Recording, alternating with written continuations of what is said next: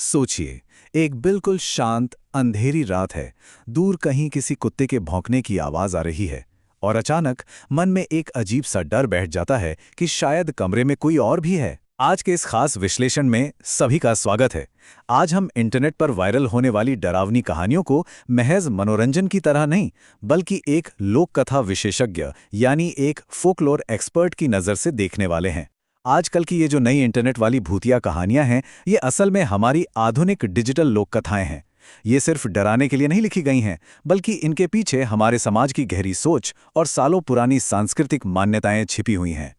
चलिए इसकी गहराई में चलते हैं। एक बहुत ही मशहूर इंटरनेट कहानी है भूतिया चिड़ियाघर। उसकी ये लाइन सुनिए। भूतों का कोई वास्तविक आकार नहीं होता, वो किसी भी शरीर में जाकर उसी के अनुरूप बदल जाते हैं। सच कहूं तो भारतीय पौराणिक कथाओं और इन मॉडर्न कहानियों में सबसे ज्यादा डर इसी बात का है। आत्माओं का ये जो बदलता हुआ रूप है ना, ये सबसे ज्यादा खौफनाक है। डर इस बात का नहीं है कि भूत दिखता कैसा है, बल्कि डर इस बात का है कि वो तो किसी भी आकार में किसी भी जीव के अंदर समा सकता है। वो पूरी तरह से अनदेखा है। तो चलिए बढ़ते हैं अपने पहले भाग की तरफ, आधुनिक लोक कथा हॉरर का इंटरनेट युग।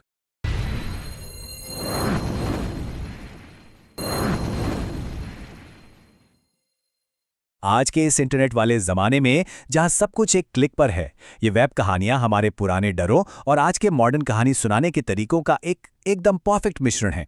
ये कहानियां एक आईने की तरह हैं, जो उन गहरे सांस्कृतिक विश्वासों और डर को दिखाती हैं जो पीढ़ियों से हमारे अंदर बसे हुए हैं। इसे ऐसे समझ सकते हैं कि ये इंटरनेट का एक ऐसा डिजिटल आर्काइव है जो सदियों पुराने खौफ को आज के हिसाब से सहेज कर रख रहा है। तो यहाँ सबसे दिलचस्प बात यह है कि जब हम इन कहानियों की मेन थीम्स को देखते हैं तो एक बहुत ही साफ पैटर्न नजर आता है, जैसे कि पुरानी पुश्तैनी हवेलियाँ, म्यूजियम की शापित तस्वीरें, रेगिस्तान के मौत के कुएं जैसी बड़ी त्रासदियों की जगहें, बदला लेने वाली चुड़ैलें और अचानक सामने आ जाने वाली भटकती आत्माएं। ये लिस्ट इस बात का पक्का सबूत है कि हमारा डर हमेशा हमारी विरासत, हमारे इतिहास या उन जगहों से जुड़ा होता है जहां कभी कोई बहुत बड़ा हादसा हुआ हो। आइए अब अपने दूसरे भाग पर चलते हैं, भूतिया भूगोल, आत्माओं का निवास स्थान। देखते हैं ये डर आखिर बसता कहाँ है। हमारा डर जगह के हिसाब से कैसे बदलता है, ये देखना वाकई बहुत दिलचस्प है।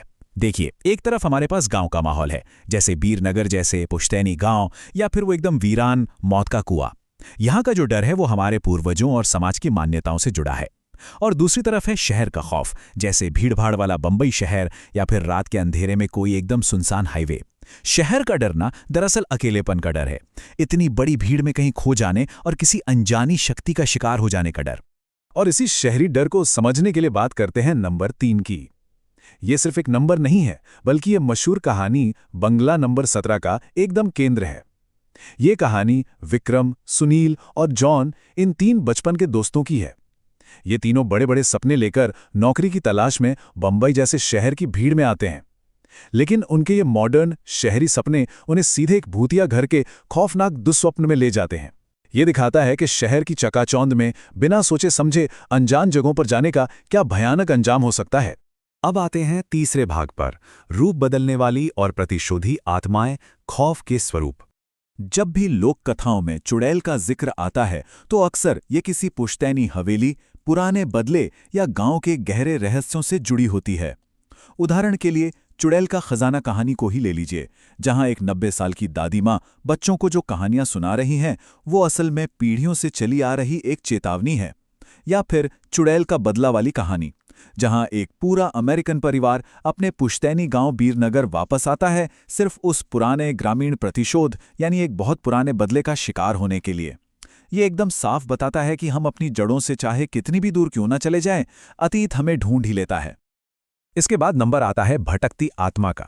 ये वो बेचैन रूहें हैं जो हमारी आज की तेज तरार जिंदगी को अचानक और बहुत ही भयानक तरीके से रोक देती हैं। आत्मा का बदला कहानी में इसका एक रोंगटे खड़े कर देने वाला सीन है। सोचिए, एक मॉडर्न क्राइम रिपोर्टर रात में अपनी कार चला रहा है और तभी अचानक एक बेसूद सा अजीब सा भूतिया आदमी उसकी गाड़ी के ठीक सामने आ गिरता है। उसे एकदम से इमरजेंसी ब्रेक लगाना पड़ता है। ये दिखाता है कि हमारी जो ये मॉडर्न और सेट रूटीन वाली लाइफ है वो किसी भी पल एक अनदेखी पुरानी शक्ति के जरिए कैसे अचानक रोकी जा सकती है। और हाँ, यह डर सिर्फ इंसानों या आत्माओं तक ही सीमित नहीं रहता। ये शापित ऊर्जा बेजान चीजों और पिंजरे में कैद जानवरों तक भी पहुंच सकती है।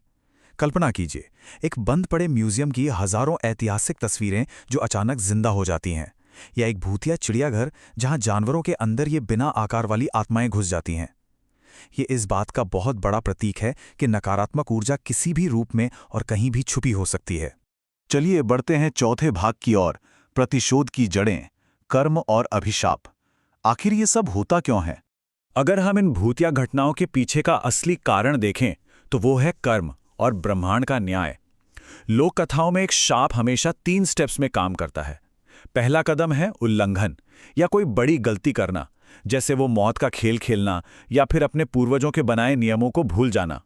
फिर आता है दूसरा कदम, भूतिया घटना, जहां अनदेखी शक्तियां हमारी दुनिया में घुसपैठ करती हैं। और आखिरी कदम है प्रतिशोध यानी सजा। इसका सबसे दर्दनाक उदाहरण है मौत का कुआं वाली कहानी, जहां सुनसान रेगिस्तान में पानी की एक बूंद के लिए तरसते हुए कई इंसान जिंदा ही दफन हो गए थे। ये एक बहुत ही भयानक कर्मचक्र का उदाहरण है। इस पूरी बात को हवेली का भूत कहानी का एक कोट बहुत अच्छी तरह से समझाता है। रूहानी ताकतें हमारे आसपास हमेशा मंडराती रहती हैं। उनकी एक अलग ही दुनिया होती है जो वास्तविकता में तो दिखाई नहीं देती, लेकिन कुछ घटनाओं से महसूस जरूर होने लगती है।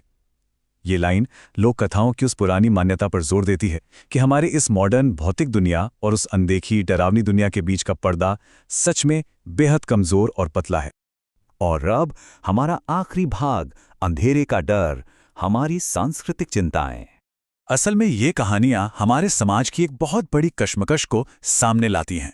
हमारी आज की मॉडर्न महत्वाकांक्षाएं, यानी आगे बढ़ने की चाहत, और हमारा वो पुश्तैनी अतीत जिसे हम पीछे नहीं छोड़ सकते।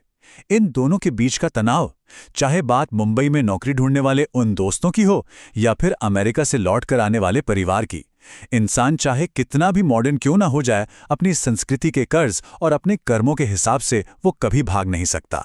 तो इस पूरे विश्लेषण के बाद हमारे सामने एक बहुत बड़ा सवाल खड़ा होता है। क्या इंटरनेट पर पढ़ी जाने वाली ये मॉडर्न भूतिया कहानियां सिर्फ टाइम पास और मनोरंजन है, या फिर ये उन पुरानी चेतावनियों का ही एक नया डिजिटल रूप है जिन्हें इंसान का घमंड तोड़ने और उसे अपनी हद में रखने के लिए बनाया गया था? अगली बार जब इंटरनेट पर कोई डरावनी कहानी सामने आए ना, तो इस बात पर जरूर गौर कीजिएगा। आज की इस दिलचस्प चर्चा में शामिल होने के लिए बहुत बहुत धन्यवाद। मिलते हैं ऐसे ही किसी और गहरे विश्लेषण में।